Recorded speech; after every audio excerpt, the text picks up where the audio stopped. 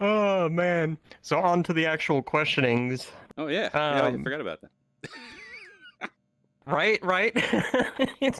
Interviews gotta have questions. So how like what was your experience coming into the furry fandom? Like, how did you become Coopertom? Oh yeah, that was a crazy time because that was back. I was in high school, and it was back in 1999. It was the 90s still, and I Oh found man, got those jeans? yeah, oh yeah, I had jeans. I didn't have the big jeans. I had the normal jeans. I was the weird kid with the normal No jeans, no jinkos? Jankos. Everybody's like, "What's wrong with your pants? They're not 3 feet wide," you know. And it's like, I don't know. Or covered in embroidered patches, Yeah, or you're not wearing enough flannel. wearing it. Who said about wearing it? You got to wrap it around your waist.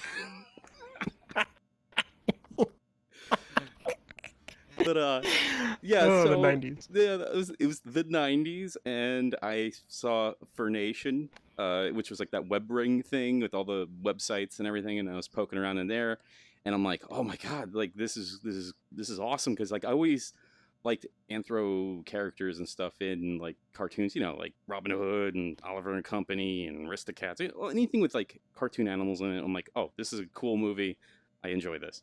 And then For Nation's there, and it's like people making their own characters, and I'm like, oh, this is awesome. But I kind of lurked for like 10 years, and in '09 I was finally like, I want to do this. I want to go to a convention. I want to party. I want to have a good time. And yeah, that's how I got started. So I just you know go to a con, have fun. Oh, fandom's got a fan, you know? Yeah. So, from there, what has your journey to VR been like? Oh yeah, it's crazy because when I got VR, I was always a fan of VR. VR anything, being disappointed with like Virtual Boy and everything. I lived it. I lived that VR promise since I was a kid. And when I finally saw that Oculus was coming out with something that worked and it was VR, real VR, I was hooked. I was immediately hooked. And as soon as I got that, I was like, oh, there's got to be ways to get the fandom involved in this. There has to be. But even Just then, right out the gate. yeah, right there, because with furry everything, you're just like, how do I incorporate furry into this? I mean, you could be making a sandwich and going, how can I make something furry about this? So Add like, foxes to your yeah, sandwich. yeah, anything. And so when I got my hands on VR, I'm like, this is awesome. But like the whole idea of making things in VR was like going to the moon for me. I had no idea about programming or 3D modeling or anything. So I got VR chat in when the Ugandan Knuckles things were going on back in the day, and I was like, oh, Ooh. yeah, I saw that mess on the internet. But at the same time, I'm like, this is insanity, and I want to see it. So I got a VR chat account and went in there, and it was like really small. The furry fandom in like 2017 was like the hyena world, and everybody had these little custom hyena avatars, and that was it. And at the time, there was no friends lists, there was no fave lists, nothing. So it was like you logged in and hope you saw your friends. Like that's how it was back in the day. So it's come definitely a long way from Oh, there. oh yeah, definitely. Now it's like, well, of course, with the pandemic and everything, everybody was stuck in the house, and it was really weird. Like, I don't know if I had something to do with it because it was like I was stuck in the house. I was like, let me go back into VR chat, and it was like March or April of 2020, and I started posting videos on Twitter in this like black cat avatar, going like, oh look, I'm driving a car with a dog with his head hanging out the window. That was Trinity. I found my friend Trinity on VR chat, and we were messing around, and I made some videos, and people were like, "Oh my god, what is this? What is?" And I'm like, "Dude, calm down. It's VR chat. It's been around for like 3 years." And as the months progressed, it was like people just were like, I gotta get a VR headset. I gotta find a headset. I gotta get an avatar made. I gotta get all, and it just blew up within like maybe 4 or 5 months. And by that summer of 2020, it was like every night you go on, it was like furries everywhere on VR chat. It was nuts. When did you start 3D modeling? That was And how in did you get into that? yeah, it was crazy. That was in the spring of 2020, uh, when I was getting back into it and like seeing people just making things. And I'm like, all right, let me like really sit down and see what the deal is with this. Because I remember I originally looked at it and it was like, oh, here's the VR chat SDK. Here is the Unity, blah, blah, blah, blah. And I was just like, all right, forget this. This sounds too much like work and I don't want to deal with that right now. Because I used to work in IT and stuff. And I'm like, I don't want to deal with this. Ooh, So, boy. yeah. So I was like, forget it. And then, being home and bored out of my mind, I'm like, all right, let me go back and see what the deal is. And it was not that bad. VR Chat explains everything, and they basically say, like, here's our SDK, here's the version of Unity you want, go nuts. And with Unity, it's awesome because it's free. It's totally free as long as you're not like making money with it. And you download it, and it was like, okay. And I never touched any 3D modeling ever in my life. So it was Oh, just wow. like, all right, I got to make a cube. Okay, I can make a cube. All right, and make another cube. All right, make another cube, and just keep making cubes until you make something. And I made the cursed birthday world, uh, which is just basically a room, and that thing had gone viral like a year or two prior to all this. So I was like, all right, I'm gonna make this because everybody knows what this is. And yeah, it was nuts. And everybody started visiting my cursed birthday world. People's were actually celebrating their real birthday in my virtual cursed birthday room, sending me pictures. And I'm like, this is amazing. Oh, this is it. And I was just hooked. And I'm like, let me make all this ridiculous crap in Unity. And I just kept going and going and going. So yeah, it's just now I made a Waffle House. This is glorious. This is it. Waffle House. What did you call it? At 6 a.m.? Yeah, it's like a Waffle House at No, 3 a.m.? 4 a.m. or something. Yeah, because it was like one of these things. Like I remembered as a kid, we go to Florida and be driving for hours, and Waffle House is the only thing that's open, And I remember like going to a Waffle House at like 4 in the morning, just eerie silence. It was like. Yeah, the one waitress, probably named Eustace. What do you want, hon? What do you want? Oh, you guys, you sound like you're from Jersey.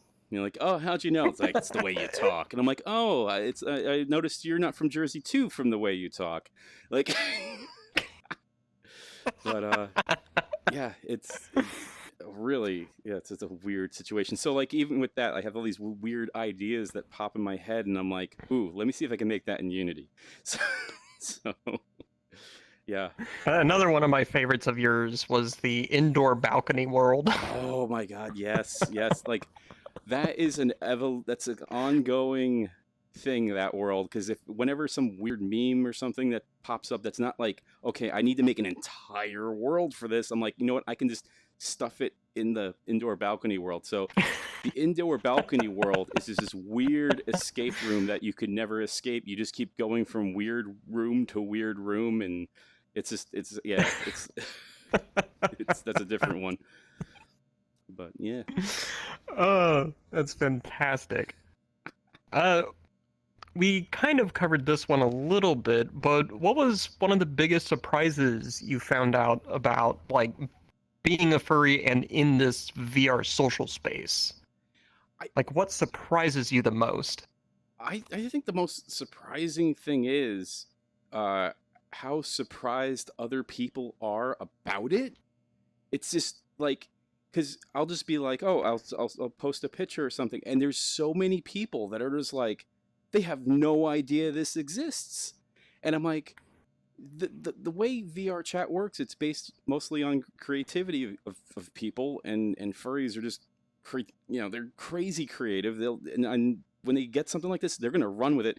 They're gonna go all out, and that's the cool thing about it. So like, it's amazing to see how many people are blown away by the technology that is in VR chat that's been around for about 5, 6 years now, and there's still a lot of people that are not aware of how awesome this technology is.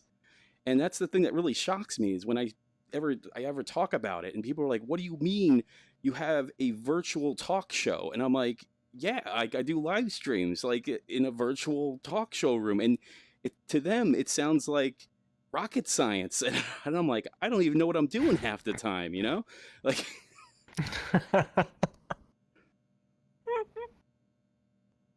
How would you say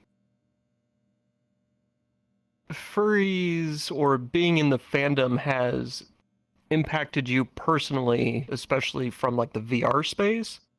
Oh, it And how inversely do you think furries impact the VR space itself? hmm inversely. It's interesting. Well, personally, it's been pretty amazing. Like, especially with the pandemic and everything that's been going on. Like, I've been out of work. It's just been a mess, and I'm just kind of chilling at home, just doing a little bit of this, a little bit of that to get by.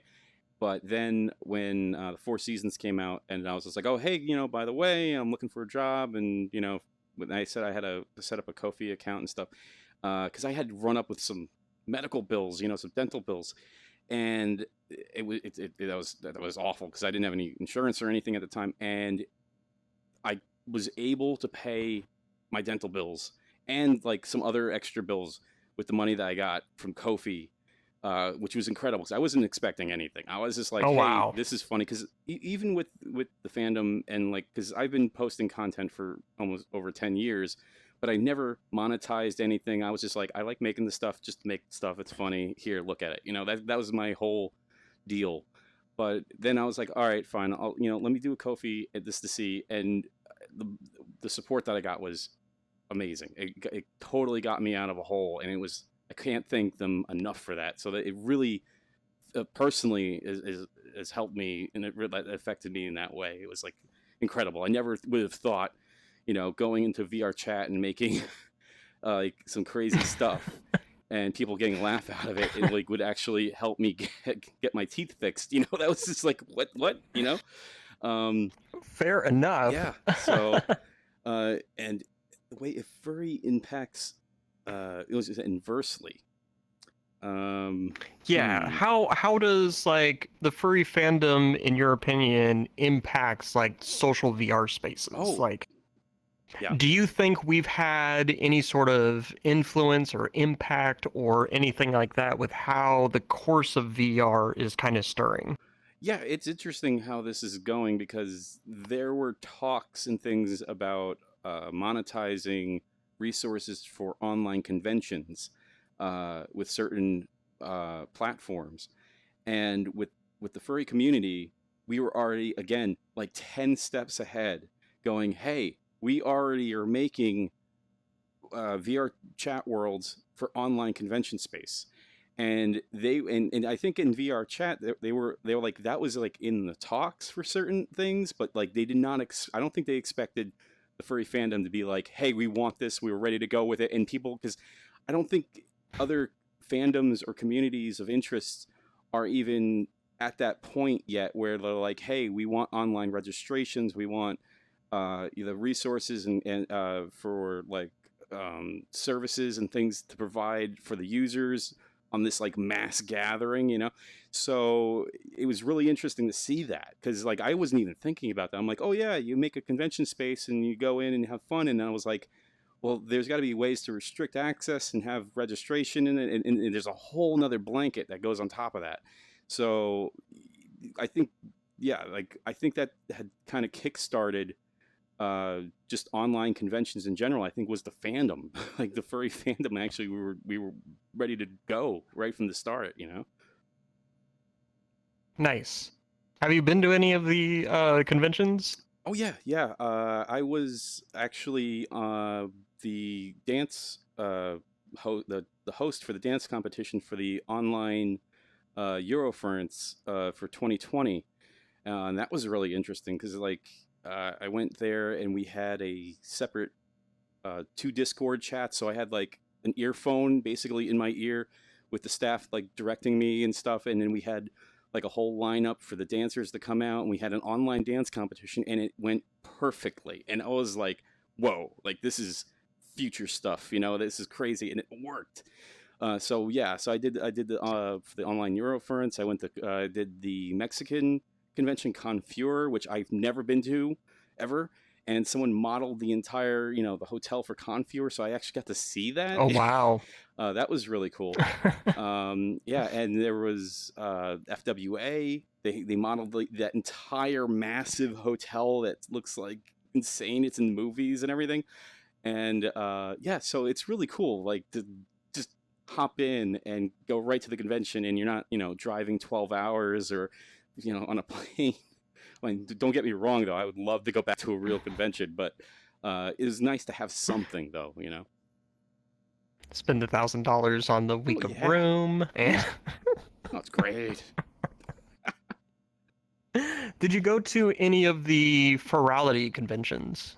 No, I actually, as Furality was happening, my motherboard died on my computer, and I was Ooh, buddy. trying to fix the computer as that was happening. And I'm like, maybe I could get in on a Saturday. Oh, maybe not. Okay, maybe Sunday. Nope. And it was just like, forget it. My computer was out. It was weird. I just shut my computer off one night, and I turned it on, and nothing. It just kept looping. And I'm like, oh, and it was the motherboard. Crazy. Because I think Furality is probably one of the only conventions that is fully online. Like there was never a physical. It just started in VR chat. And it's just in VR chat. Yeah. What is your favorite world in VR chat? Oh, favorite world. I think one of the coolest one is it's been around for a while, but that Psych ship, where it's a pirate ship, and it goes into outer space, and there's all this crazy visualizations going on with this drum and bass music and everything, and you go to an island. Oh wow! And then there's a whole like fireworks show with these pirate ships that come out of the ocean, and it's DEFCON 1, and it's amazing. It's just like it's a crazy world, and every time someone comes on, you're like, oh hey, it's my first night in VR. I'm like, oh, I got to bring you somewhere, And I don't think I've seen that. Yeah, that's we could go there after the interview and check that out. I am always down for Psych ship. What's some lessons that you've learned interacting with a VR social space? Oh yeah, it's interesting, especially if you go to virtual. What was I saying? It's interesting if you go to public instances of worlds, because everyone in those worlds, you don't know who you're gonna meet, and the general consensus is just madness. It's really weird. You go in, and the social space is completely different compared to like the social spaces of like being in a furry centric world. It's really weird. So when you go in, and even the idea of what you're talking about is really different, because you go in and it's just like, oh hi, do you like bikes? And it's like, what? Like and it's really a different scale, because if you go into a furry thing and you'd be like, oh, did you see this thing that someone was talking about on Twitter today? And you're like, oh yeah, or did you see this new like cartoon that they're making? So you automatically have stuff to talk about. When you go into a public space, it's just completely different, because it's like you don't know what they want to talk about, and then half the time if they see you in like a furry avatar, they're just like, oh, I don't want to talk to that guy. And I'm like, you have no idea, dude. You don't have no idea. It's like we got the good shit. We got the good stuff. Like you go on like the worlds that we were making, these con spaces that we're making, like everything is like a million times better. Like the games, yeah. And then you go, out into the public instance, and it's just like people just arguing stuff, and it's like, what? Or it's like 12-year-olds. Oh, that's the really weird one, because you'd be like talking and it'd be like, oh man, like this guy cut me off today and I flipped him the finger, and then this kid's like, my mom let me on the computer today because I ate all my macaroni. And it's like, what? Yeah, it's weird because even that you don't know how old people are, so you start talking to somebody and you're like, this kid's like 2, you know? It's like, what's going on? Stop with all the downloads. Hey kid, I'm just messing with your kid. And be like, what's that from? I don't know what that is. I'm too young. And I'm like, oh god, just stop. There's a fire! Get out! Where? Pork chop sandwiches. And you're like, I already ate today. And I'm like, damn it. You don't understand, man. You don't get it. Oh, man. Have you ever ran a social event? On no, VR? In VR. Have I ever run a social event in VR? No. Like a large gathering of people, or? Nope. No, I never did. The only thing I did was the hosting for the dance comp for EF, but that was like they're doing. But yeah, me personally, I never really planned or organized any type of social events, except for like my birthday or like something like that, or maybe if I'm like making a world, I'll like tell all my friends beforehand, like, hey, I'm hosting it, and we'll all come in and like party and stuff like that. But that's it's very small. Even still, it's still experience with the kind of the social aspect of everything.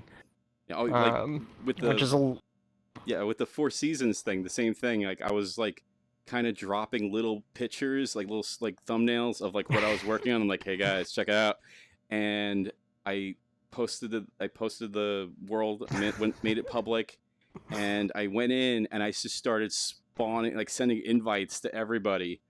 And like they had no idea what they were going into, and I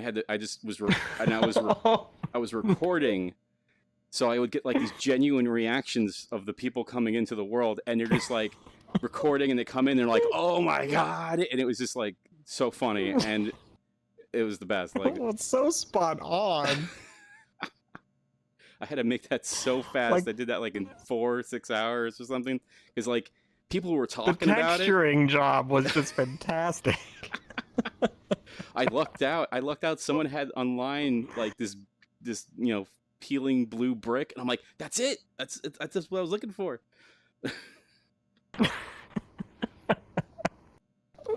Magic, absolute magic. Well, yeah, thank you so much for taking time out to talk with me and get asked these silly questions. Oh, thanks for thinking about, you're like, oh, who should I talk to? And like, I'm like, I don't know. It's cool. You were definitely one of the big ones where I was all like, I don't know if he'll respond to DMs, but I'm gonna try. Yeah, that was awesome. I'm like, oh, cool. Like, oh man.